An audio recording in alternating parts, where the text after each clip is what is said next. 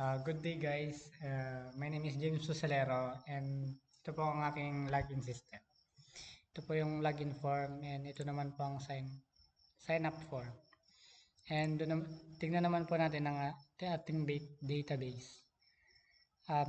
Meron tayong database dito, login system. Sa login system, merong user. Ito po yung structure ng user natin.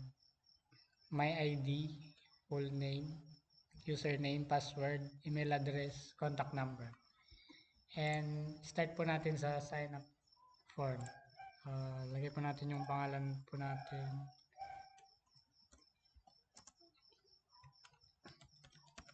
Then username.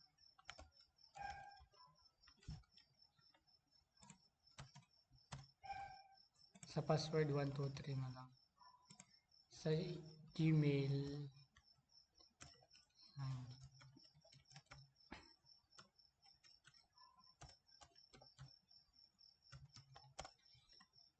Sa contact naman po.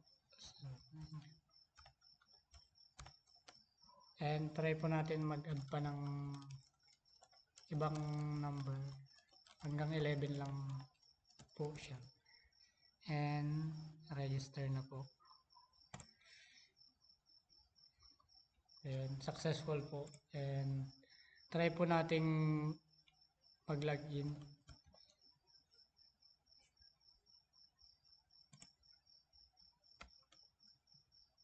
Show password.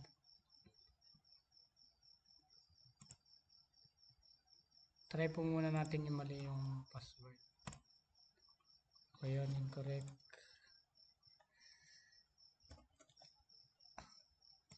Try na po natin open. Yun, login successful. And pupunta na po tayo sa sa homepage po natin pagkatapos po. And pag pinindot ng babalik po sa login. So yun, tignan na po natin kung ano po yung database na nilagay po natin.